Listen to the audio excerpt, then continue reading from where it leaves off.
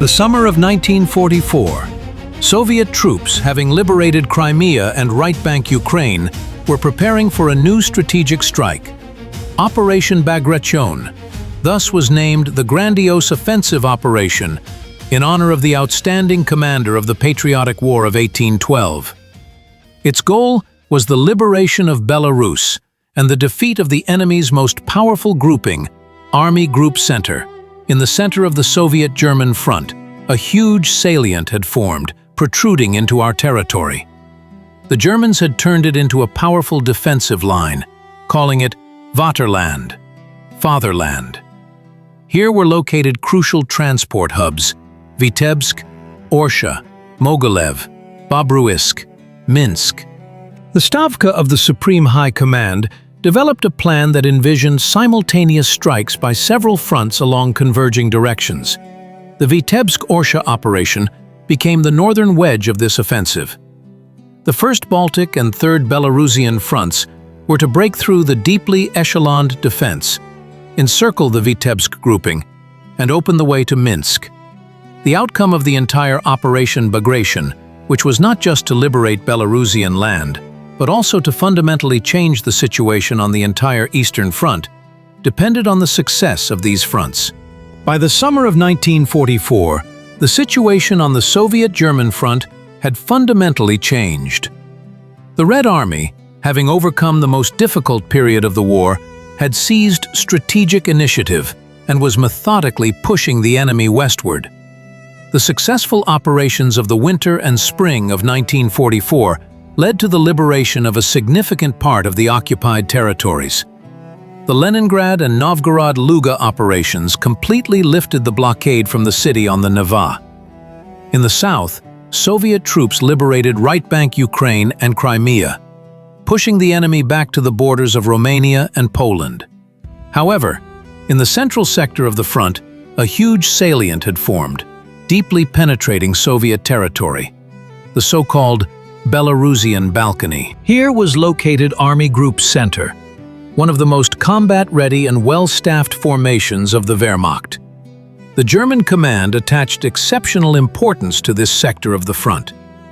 Hitler personally ordered the Belarusian salient to be held at all costs, considering it the key to the defense of East Prussia and Poland. Field Marshal Ernst Busch, commanding Army Group Center, had impressive forces. 4 field armies, totaling 35 divisions and 4 brigades. The total strength of the grouping reached 800,000 men, armed with about 10,000 guns and mortars, and about 900 tanks and assault guns.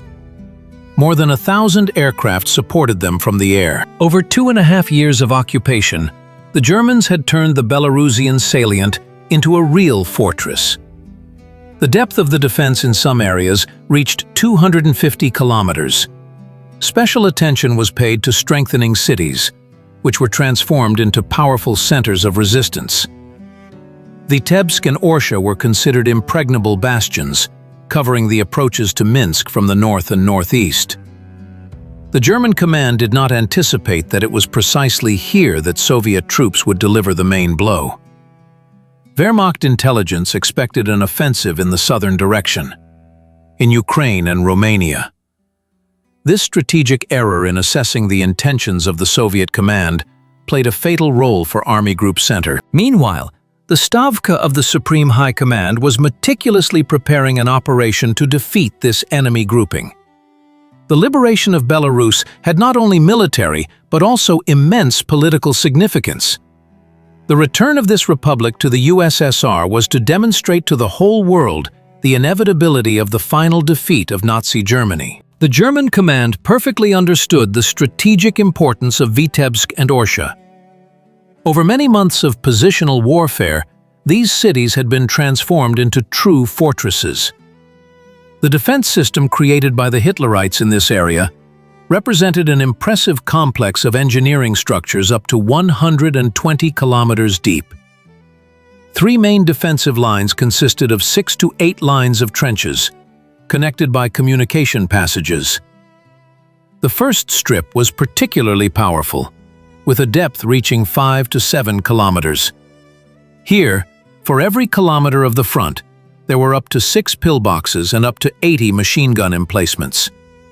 The Germans skillfully utilized the terrain features: marshy areas, rivers, ravines, and heights. Minefields. Wire entanglements in 3 to 4 rows and anti-tank ditches were installed in front of the forward edge. Vitebsk was declared a fortress by Hitler, which was to be held until the last soldier. The city was encircled by 3 rings of defense, each consisting of several lines of trenches. Stone buildings were converted into strongholds with embrasures for machine guns. Cellars were connected by underground passages. Special attention was paid to anti-tank defense.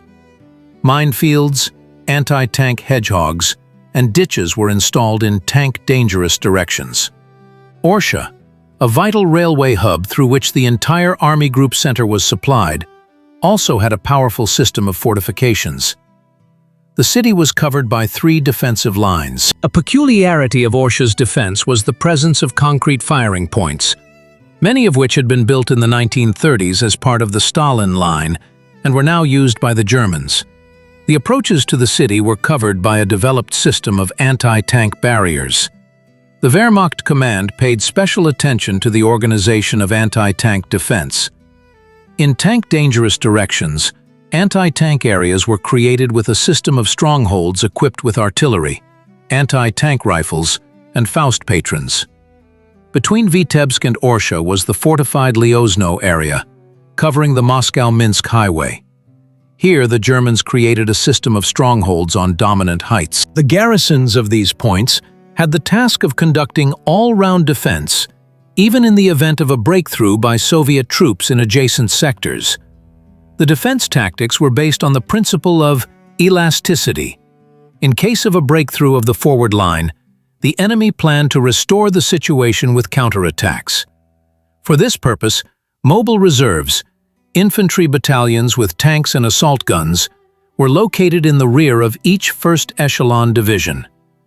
Larger reserves, regiments and divisions, were located in operational depth. A feature of the German defense was the maximum saturation of the forward edge with firepower. Up to 60 machine guns and up to 35 guns and mortars were allotted per kilometer of the front. This allowed for the creation of a high density of fire in front of the forward edge. German engineering units constantly improved defensive structures. Even during combat operations, the construction of new lines of trenches, firing points, and shelters for equipment and personnel continued. Every settlement was turned into a strong point. For this purpose, trenches, dugouts, and firing points were equipped along the perimeter of villages and towns.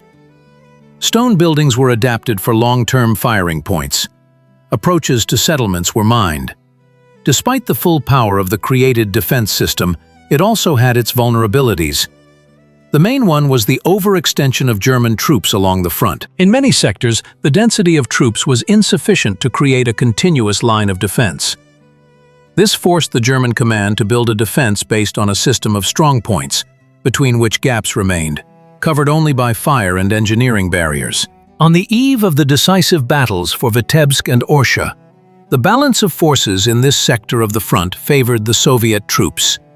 The First Baltic Front, under the command of Colonel General Ivan Kristoforovich Bagration, numbered 420,000 men, 8,800 guns and mortars, and over 500 tanks and self-propelled artillery mounts. The strike force of the front consisted of the 6th Guards, 43rd, and 4th Shock Armies. The 3rd Belarusian Front, commanded by the 39-year-old Colonel General Ivan Danilovich Chernyapovsky, had in its composition 580,000 men, 9,500 guns and mortars, and about 800 tanks and self-propelled artillery mounts. The corps of the front consisted of the 5th, 11th Guards, 39th, and 31st Armies, as well as the 5th Guards Tank Corps. Both fronts were supported by the 1st Air Army, which had more than 1,000 aircraft of various types in its composition.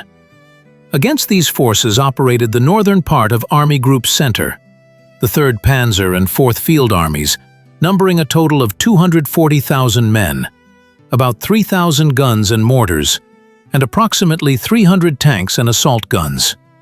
Thus, Soviet troops had a twofold superiority in manpower, a threefold superiority in artillery, and an almost threefold superiority in armored vehicles. However, the balance of forces in the directions of the main thrusts was even more impressive.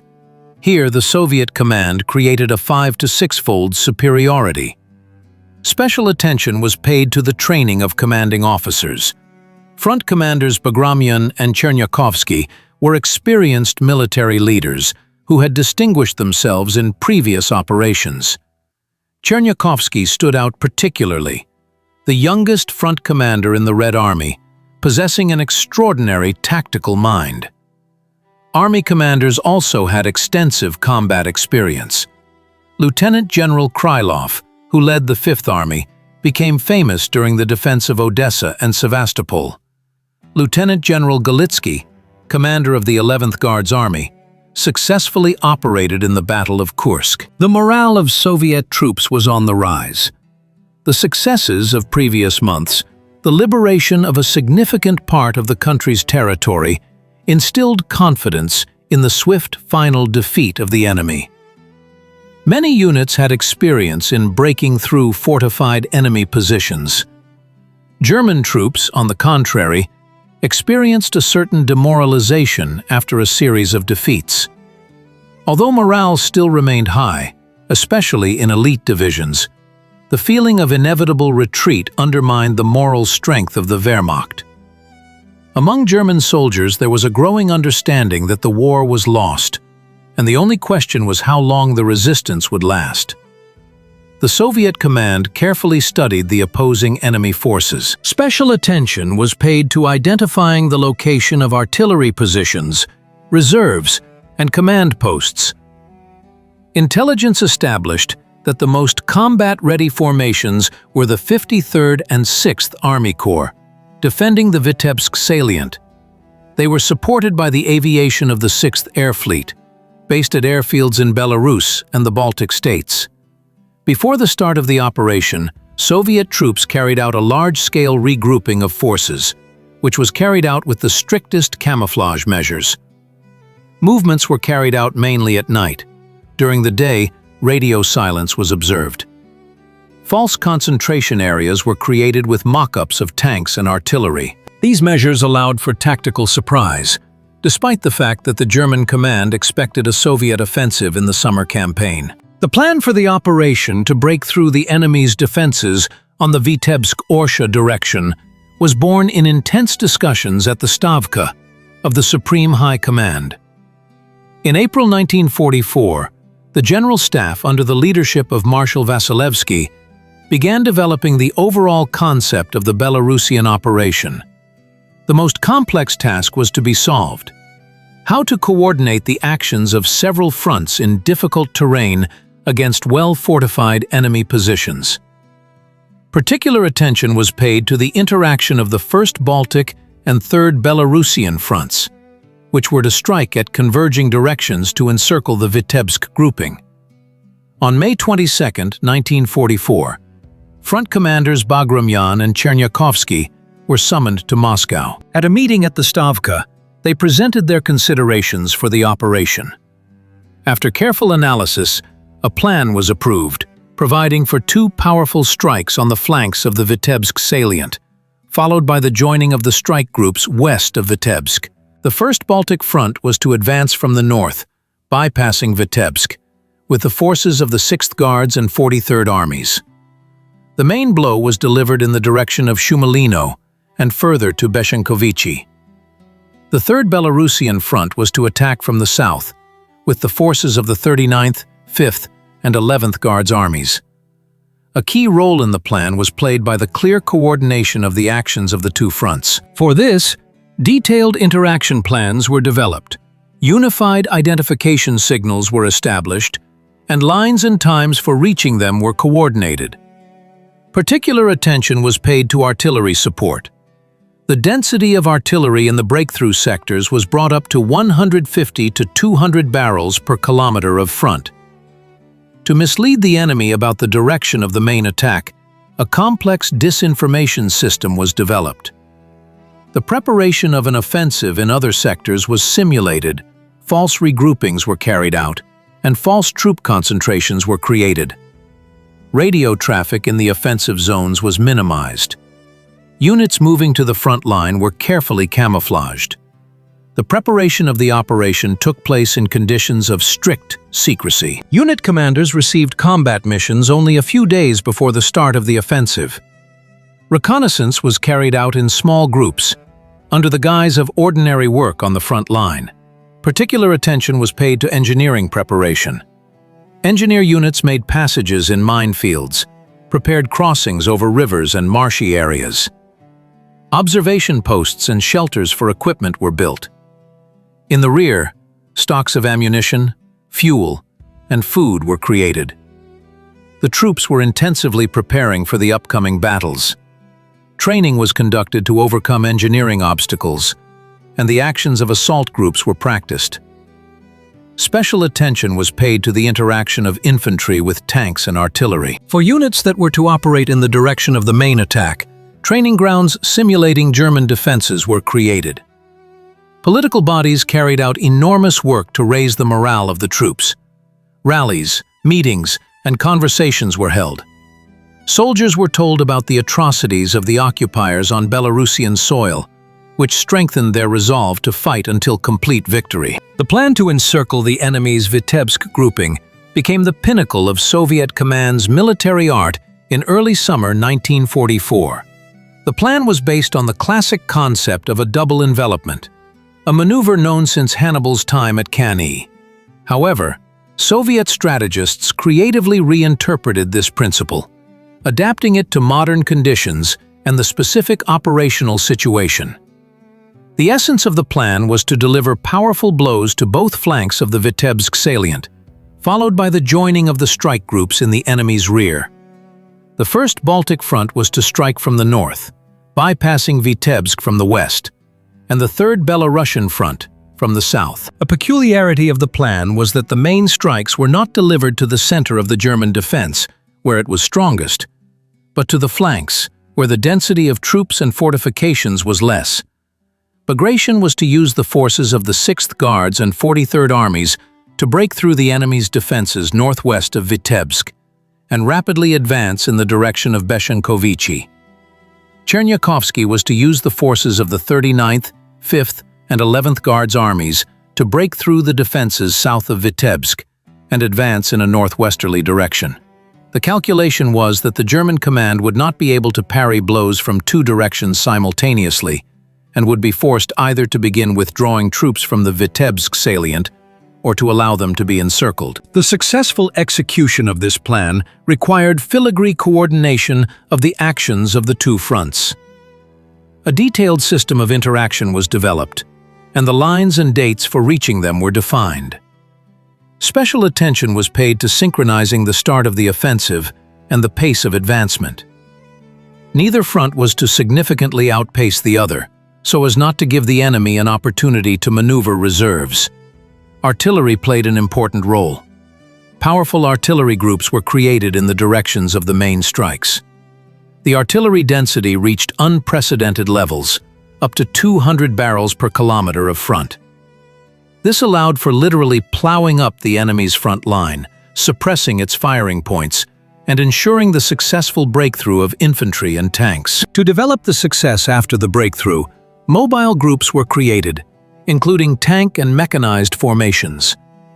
Their task was to rapidly advance deep into the enemy's defenses, capture key lines, and prevent the approach of reserves. Special attention was paid to combating enemy counterattacks. The experience of previous offensive operations showed that the Germans usually tried to eliminate breakthroughs with the help of reserves. Special forces were allocated to repel these counterattacks, and aviation was to strike at advancing enemy reserves. The plan also provided for actions to isolate the battlefield. Aviation was to disrupt enemy communications, prevent the approach of reinforcements, and the evacuation of encircled troops. For this, strikes were planned on railway junctions, bridges, and troop concentrations in the enemy's rear. The operation's design was carefully concealed from the enemy. Large-scale disinformation measures were carried out, and false groupings were created in other sectors of the front. This allowed for achieving tactical surprise, despite the fact that the German command generally expected a summer offensive by Soviet troops. On June 22, 1944, at 4 in the morning, the roar of thousands of guns shattered the silence of the Belarusian forests and fields. The artillery preparation for the Vitebsk-Orsha operation had begun. The ground trembled beneath the feet of Soviet soldiers, awaiting the signal to attack. The eastern sky was just beginning to lighten, but over the enemy's positions, a solid wall of explosions, smoke, and dust was already rising. The artillery preparation lasted 2 hours. During this time, over 1 million shells and mines were fired at German fortifications. The density of fire reached unprecedented levels, up to 200 barrels per kilometer of front. German soldiers, pressed to the ground in their dugouts and trenches, experienced a true hell. Many fortifications were destroyed, communications disrupted, and troop control disorganized. At 6 in the morning, the artillery fire suddenly shifted deep into the defense, and on the front line, the command rang out, "Attack! Forward!" Thousands of Soviet soldiers rose from their trenches and surged towards enemy positions. Assault groups, armed with submachine guns, grenades, and flamethrowers, moved ahead. Their task was to destroy surviving firing points and clear the way for the main forces. They were followed by rifle units, supported by tanks and self-propelled guns. The Germans, recovering from the initial shock, began to put up fierce resistance. Machine gun and mortar fire poured from surviving pillboxes and dugouts onto the advancing troops. However, Soviet soldiers, using smokescreens and skillfully maneuvering on the battlefield, continued to push forward. By 8 in the morning, the first line of the enemy's defense on the main strike direction of the First Baltic Front was breached. General Chistyakov's 6th Guards Army, advancing northwest of Vitebsk, penetrated the German defense to a depth of up to 3 kilometers. General Beloborodov's 43rd Army also successfully overcame enemy resistance.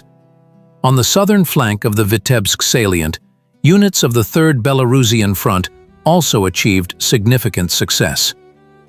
General Ludnikov's 39th Army broke through the first defensive line and advanced up to 4 kilometers deep. General Krylov's 5th Army fought heavy battles for enemy strongholds, gradually expanding the breakthrough sector. By noon on June 22nd, it became clear that the German defense was cracking at the seams. Field Marshal Busch, commander of Army Group Center, urgently began transferring reserves to the breakthrough areas. However, these measures were belated.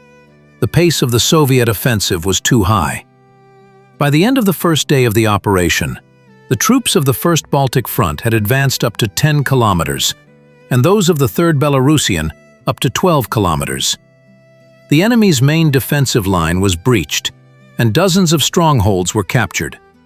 The German command, realizing the scale of the catastrophe, began preparing counterattacks. However, Soviet aviation, which dominated the air, inflicted continuous strikes on advancing enemy reserves. Pilots of the 1st Air Army made over 1,000 sorties that day, destroying enemy manpower and equipment. On June 23, the offensive continued with even greater force. Soviet troops, overcoming enemy resistance, pushed deeper and deeper into its defenses. The Germans desperately clung to every line, throwing their last reserves into counterattacks. However, they could no longer stop the avalanche of the Soviet offensive. The pincers around the Vitebsk grouping began to close. On June 23, 1944, the troops of the First Baltic Front, under the command of General Bagration, launched a decisive offensive on the northern flank of the Vitebsk salient. The 6th Guards Army of General Chistyakov, delivering the main blow, rapidly advanced, overcoming fierce enemy resistance. The Germans threw their last reserves into counterattacks, but could no longer stop the Soviet offensive. By the end of the day, Army units had advanced up to 15 kilometers deep, expanding the breakthrough along the front to 20 kilometers. The 43rd Army of General Beloborodov, operating to the left, also successfully carried out its assigned tasks, advancing in the direction of Shumalino. The 4th Shock Army, located on the left flank of the front, tied down enemy forces with active operations, preventing them from transferring reserves to threatened sectors. The aviation of the First Baltic Front continuously struck at retreating enemy columns, destroying manpower and equipment. Soviet pilots dominated the air, practically unopposed by German aviation. On June 24th, the offensive developed even more rapidly. The 6th Guards Army, having overcome the enemy's intermediate line of defense, reached the western Dvina River in the Beshenkovichi area. The 43rd Army at this time captured an important communication hub, the settlement of Shumalino, cutting the Vitebsk-Polotsk railway. The German command, realizing the threat of encirclement of the Vitebsk grouping, began hastily transferring reserves from other sectors of the front. However, it was already too late. Soviet troops had created a real threat to the enemy's rear. A special role in the success of the offensive was played by mobile detachments created in each army. These detachments, which included tank, motorized rifle and artillery units, operated independently of the main forces, capturing key lines and road junctions. Their bold, sometimes audacious actions disorganized the enemy's defense and disrupted the control of German troops. The artillery of the First Baltic Front operated with the highest efficiency. With accurate fire, it suppressed enemy strongholds, destroyed its reserves, and ensured the advance of infantry and tanks. Particularly distinguished were the Guards' mortar units, the legendary Katyushas, which terrified the enemy with their salvos. The engineering troops of the front also made a significant contribution to the success of the operation. Sappers diffused minefields, built crossings over rivers and swampy areas, ensuring uninterrupted supply to the advancing troops. By the end of June 24, the troops of the First Baltic Front had reached operational space. The enemy's Vitebsk grouping was under threat of complete encirclement. The German command began feverishly preparing a counterattack to de-block the encircled units, but it was already too late. On June 25th, a historic event occurred. The junction of the troops of the First Baltic and Third Belarusian fronts west of Vitebsk. The encirclement ring around 5 German divisions closed. The 6th Guards Army of the First Baltic Front met with units of the 39th Army of the Third Belarusian Front in the Ostrovno area. The Vitebsk cauldron was created. The German command made desperate attempts to de-block the encircled grouping. In the Beshenkovichi area, a strike group was hastily formed from the remnants of tank and infantry units. However, the troops of the First Baltic Front repelled all enemy attempts to break through the encirclement ring. The front's aviation continuously struck at concentrations of German troops, attempting to break through to the encircled units. Simultaneously with the encirclement of the Vitebsk grouping, the troops of the First Baltic Front continued to develop the offensive to the west.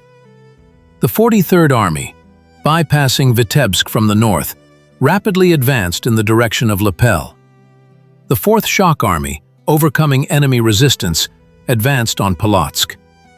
The pace of the offensive was so high that the German command did not have time to organize defenses on intermediate lines. The 3rd Belarusian Front, under the command of General Chernyakovsky, struck from the south and southeast, complementing the offensive of the First Baltic Front. On the morning of June 23rd, after a powerful artillery barrage, units of General Ludnikov's 39th Army went on the attack.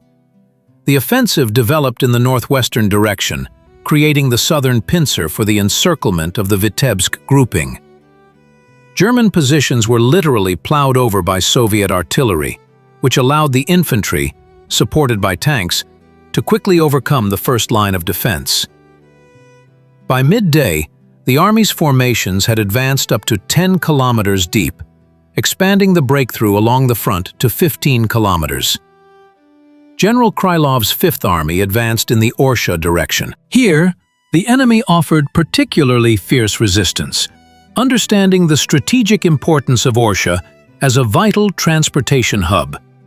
Soviet assault groups, acting decisively and boldly, dislodged the Germans from strongholds, advancing from one line to the next. Tankers skillfully supported the infantry, destroying enemy firing points. General Galitsky's 11th Guards Army, forming the front's Udarny Kulak strike force, broke through the enemy's defenses and rapidly advanced forward. By the end of the day, its forward units had penetrated 12 to 15 kilometers deep into the enemy's defenses.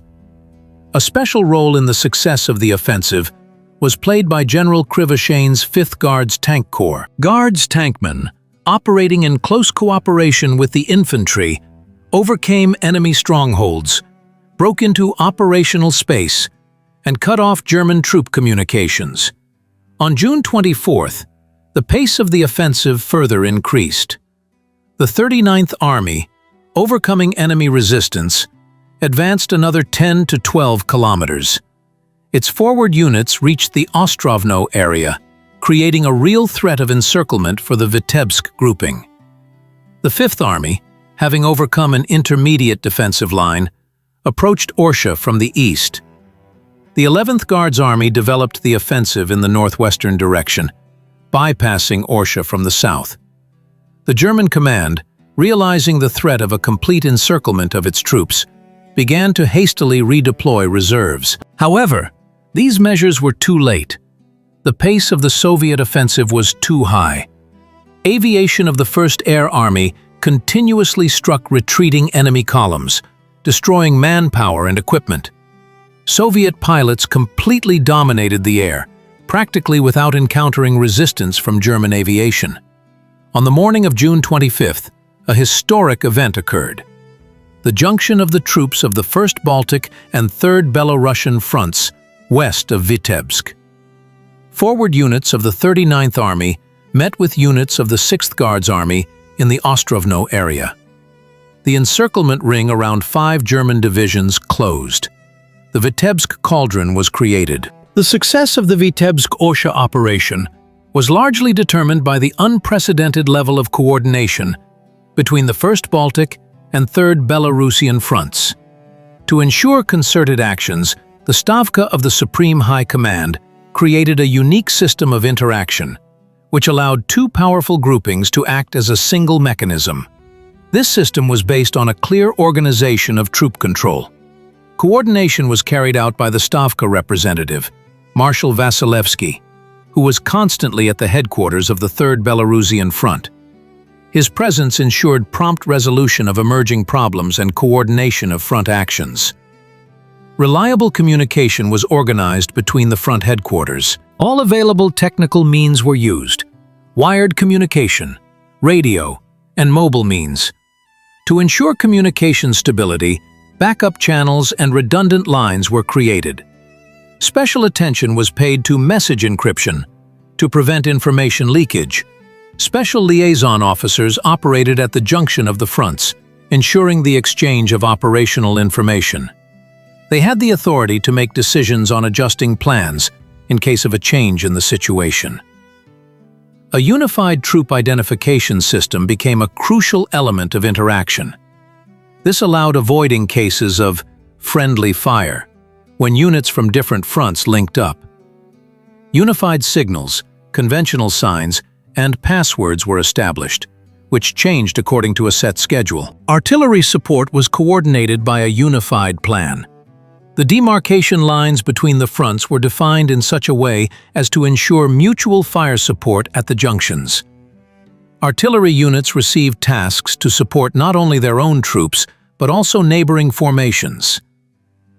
Air support for the operation was carried out by the 1st Air Army, which supported both fronts. This allowed for flexible maneuvering of air forces, concentrating them in the most important directions. To coordinate air actions with ground troops, air controllers were sent to the formations. Reconnaissance also operated according to a unified plan. Information about the enemy was immediately transmitted to the headquarters of both fronts, which allowed for prompt response to changes in the situation. Special attention was paid to reconnaissance in the front junction zone. Logistics were built with the possibility of maneuvering material resources between the fronts. Common reserves of ammunition, fuel, and provisions were created, which could be quickly transferred to the desired direction. Medical support was also organized according to a unified plan. Hospitals and medical battalions admitted the wounded regardless of their front affiliation. A crucial factor in successful coordination was a unified understanding of the operations design by all commanders. Before the start of the offensive, joint meetings of Army commanders and Corps commanders of both fronts were held, at which tasks and the order of interaction were thoroughly discussed. Special attention was paid to coordinating actions at the front junctions. For this purpose, the boundaries and timing of the arrival of units from neighboring armies were determined in advance. Throughout the operation, information about the position of troops was constantly exchanged. Front commanders regularly reported to the Stavka on the progress of tasks, which allowed for timely adjustment of plans. The high level of coordination allowed Soviet troops to act ahead of the enemy. The German command did not have time to react to the rapidly changing situation, which ultimately led to the encirclement and destruction of the Vitebsk grouping. The morning of June 25, 1944, marked a turning point in the Vitebsk-Orsha offensive. At 8:30 a.m., the forward detachment of the 145th Rifle Division of the 39th Army of the 3rd Belarusian Front met with the reconnaissance battalion of the 158th Rifle Division of the 6th Guards Army of the 1st Baltic Front in the vicinity of the village of Gnezdilovichi. Two Soviet fronts linked up west of Vitebsk, closing the encirclement around 5 German divisions. The Vitebsk Cauldron was formed. General Chistyakov, commander of the 6th Guards Army, later recalled, "This was a moment of the highest military triumph. Soldiers embraced, congratulating each other on the victory. Many did not hide tears of joy. So great was the emotional tension of the preceding days." Within the cauldron were 5 divisions of the German 53rd Army Corps, totaling about 35,000 men.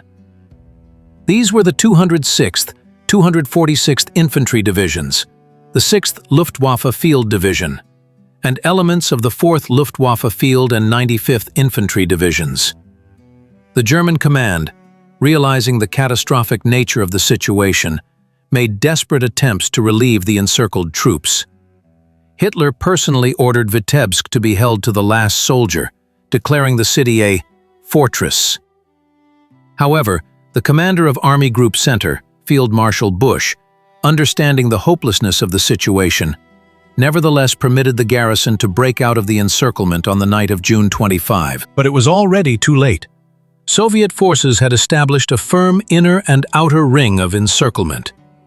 The German command hastily formed a strike group from the remnants of the 4th Panzer Division and infantry units to relieve the encircled troops. On the morning of June 26, this group launched a counterattack from the Beshenkovichi area towards Vitebsk. However, units of the 43rd Army of the 1st Baltic Front repelled all enemy attempts to break through the encirclement. Soviet aviation continuously struck concentrations of German troops attempting to reach the encircled units. Inside the cauldron, the situation for German troops became increasingly critical.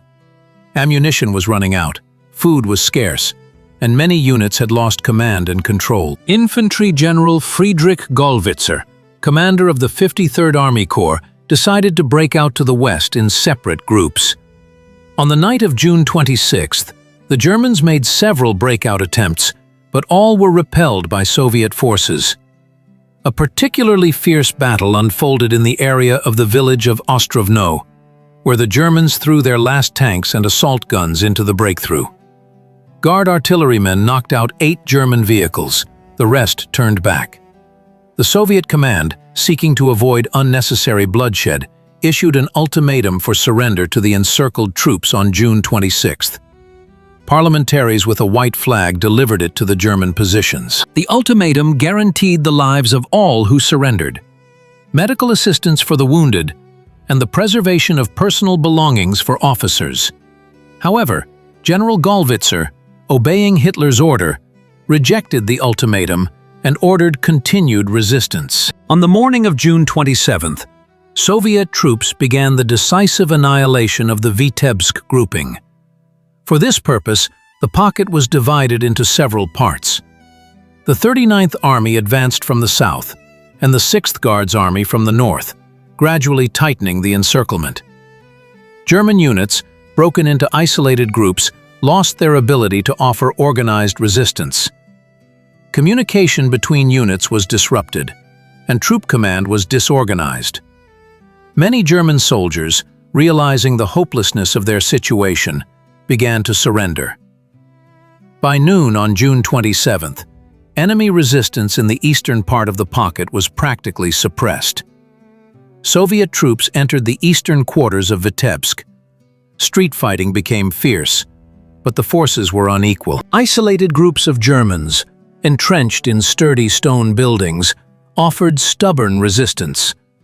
But under the onslaught of Soviet assault groups, skillfully operating in urban conditions, they were forced to retreat or surrender. In the western part of the pocket, the Germans made one last desperate attempt to break through. Gathering all remaining tanks and assault guns, they launched an attack in the direction of Beshenkovichy. The Soviet command, anticipating such a maneuver, had prepared anti-tank defenses in advance. Artillerymen of the 43rd Army met the German column with powerful fire. The unequal battle continued for several hours. By evening, the breakthrough attempt was finally repelled. Most of the German equipment was destroyed, and the remaining vehicles turned back, but fell under air attack. By the end of June 27th, enemy resistance in the pocket had practically ceased. Only isolated scattered groups continued to offer resistance. General Gallwitzer, seeing the futility of further struggle, rescinded his previous order and allowed commanders to act according to the situation. Many officers decided to capitulate. On June 28th, the elimination of the Vitebsk grouping was completely finished. More than 10,000 German soldiers and officers were taken prisoner, including the commander of the 53rd Army Corps, General Gallwitzer, and the head of the Vitebsk garrison, Major General Gitter. Trophies of the Soviet troops included hundreds of cannons, mortars, machine guns, dozens of tanks and assault guns, and warehouses with ammunition and military property. The liberation of Vitebsk had enormous strategic and moral significance. This major regional center of Belarus had been under occupation for almost 3 years. During this time, the city was almost completely destroyed, and its population decreased several times over. The residents of Vitebsk met their liberators with incredible joy. Old men, women, and children came out into the streets, despite the ongoing fighting, to greet the Soviet soldiers. Many cried with happiness, embraced the fighters, and gave them flowers. Simultaneously with the elimination of the Vitebsk grouping, the offensive in the Orsha direction continued. On June 27th, troops of the 5th Army of the 3rd Belarusian Front, after fierce fighting, liberated Orsha, a vital transport hub through which supplies for the entire Army Group Center passed. With the fall of Vitebsk and Orsha, enemy defenses in Belarus were breached to their full tactical depth. The path to Minsk was opened, and prerequisites were created for the encirclement and destruction of the entire Army Group Center. Orsha, a city transformed by the Germans into an impregnable fortress. Here, at the intersection of vital transport arteries, the enemy created a powerful defensive hub, protecting the route to Minsk. 3 defensive lines encircled the city, and stone buildings were converted into long-term firing points. Of particular difficulty were the concrete fortifications, many of which had been built back in the 1930s as part of Soviet defensive lines and were now being used by the enemy. The offensive on Orsha was led by the 5th Army of General Krylov, part of the 3rd Belarusian Front. On the morning of June 23rd, after a powerful artillery barrage, Soviet troops launched an assault on enemy fortifications. The enemy offered fierce resistance. Every house, every trench had to be taken through battle. The Germans understood the strategic importance of Orsha and fought for the city with the desperation of the doomed. Assault groups played a key role in breaking through the enemy's defenses. They were formed from the most experienced fighters, armed with submachine guns, grenades, and flamethrowers. Each group included sappers to clear passages through obstacles and artillerymen with anti-tank rifles to combat firing points. Operating in small groups, Soviet soldiers bypassed centers of resistance, penetrated the enemy's rear, and sowed panic and disorganization in their ranks. Our tank crews displayed miracles of bravery and skill. Heavy IS-2s and medium T-34s broke through anti-tank barriers, crushed machine gun nests with their tracks, and shot point-blank at pillboxes and dugouts. The crew of an IS-2 tank commanded by Senior Lieutenant Dmitry Komarov particularly distinguished themselves. Breaking through to the enemy's rear, the tank crews destroyed 3 anti-tank guns and several machine gun positions, ensuring the advance of infantry units. Soviet aviation dominated the skies over Orsha. Il-2 attack aircraft delivered pinpoint strikes against enemy resistance nodes, while PE-2 bombers destroyed fortifications deep within the defenses. Fighters reliably covered ground troops from rare appearances of German aircraft. On June 24th, the offensive continued with renewed vigor. Soviet troops methodically gnawed through the enemy's defenses, advancing towards the city center. The Germans threw their last reserves into counterattacks, but could no longer stop the offensive. By the end of the day, units of the Fifth Army reached the eastern outskirts of Orsha. The decisive assault began on the morning of June 25th. After a short but powerful artillery barrage, Soviet troops burst into the city. Fierce street fighting ensued.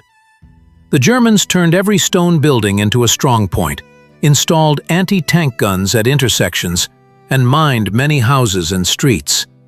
Soviet assault groups operated according to a well-rehearsed method. Artillery and tanks suppressed enemy firing points. Then infantry stormed buildings and cleared them of the enemy. Sappers neutralized mines and booby traps. Particularly fierce battles unfolded for the railway station and the bridge over the Dnieper. By the evening of June 26th, enemy resistance in the city was broken. The red flag was hoisted over the city administration building. Orsha was liberated. The path to Minsk was open. The Vitebsk-Orsha offensive stands as one of the brilliant examples of the Red Army's military art. In 6 days of assault, from June 22nd to June 28th, 1944, Soviet forces completely routed the northern wing of Army Group Center. 2 major regional centers, Vitebsk and Orsha, were liberated, along with hundreds of settlements.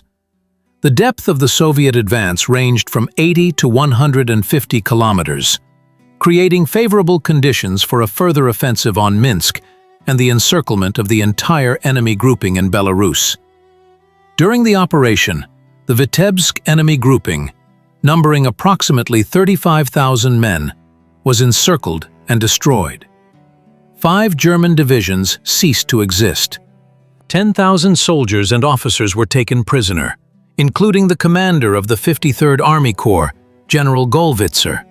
The trophies of the Soviet forces included hundreds of artillery pieces, mortars, dozens of tanks and assault guns. Soviet losses were significantly smaller, about 20,000 killed and wounded. Such a ratio of losses testified to the high level of planning and execution of the operation. The strategic significance of the Vitebsk-Orsha offensive is hard to overestimate. It became a key element of the first stage of Operation Bagration.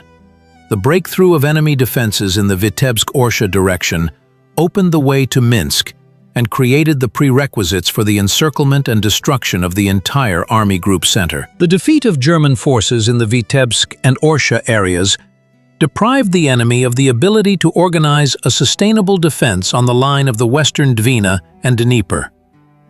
This allowed Soviet forces to develop a rapid offensive deep into the Belarusian salient. The liberation of Vitebsk and Orsha had immense political significance. These cities had been under occupation for almost 3 years. Their return became a symbol of the inevitable liberation of all Belarus. The population met Soviet troops with incredible enthusiasm, despite the ongoing battles. The military art of the Soviet command during the Vitebsk-Orsha offensive reached its highest level. For the first time in the history of the war, an operation to encircle a large enemy grouping was successfully carried out by the forces of 2 fronts acting in converging directions. The impeccable coordination of the 1st Baltic and 3rd Belarusian fronts became a model for subsequent operations. An especially important achievement was the creation of superiority in forces and means in the directions of the main thrusts. Despite a relatively small overall numerical advantage over the enemy, this was achieved through skillful maneuver and clever camouflage. The German command, until the last moment, was unable to determine the direction of the main thrust, which ensured the tactical surprise of the offensive. The Vitebsk-Orsha operation became a true pearl of Soviet military art. It is studied in military academies around the world as an example of brilliant planning and execution. What made this operation so outstanding from the perspective of military science development? First and foremost, it was a unique experience in coordinating the actions of 2 fronts. For the first time in the history of the Great Patriotic War, such a degree of coherence was achieved between large operational formations during a complex maneuver of encirclement. The creation of a unified command system, reliable communication, and clear interaction became a true breakthrough in military art. This experience formed the basis for subsequent Red Army operations and remains relevant for modern military theory. Another crucial achievement was the masterful creation and utilization of superiority in forces at the directions of the main thrusts. Despite a relatively small overall advantage over the enemy, the Soviet command managed to create a 5- to 6-fold superiority in decisive sectors. This was achieved through skillful maneuver, clever camouflage, and disinformation of the enemy. The German command could not determine the direction of the main thrust until the last moment, which ensured the tactical surprise of the offensive.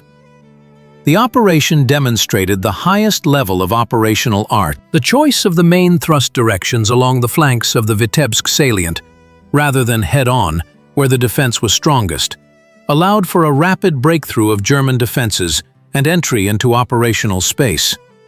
The subsequent link-up of strike groups west of Vitebsk led to the encirclement of a large enemy grouping. The Vitebsk-Orsha operation enriched military science with the practice of successfully overcoming deeply echeloned enemy defenses. The procedure for artillery preparation, the use of assault groups, and the interaction of different branches of service during the breakthrough of fortified positions were refined. Of particular importance was the experience of fighting for large settlements, which the enemy had turned into strongholds. The methodology for assaulting such strongholds, refined during the liberation of Vitebsk and Orsha, was subsequently successfully applied in the liberation of other cities.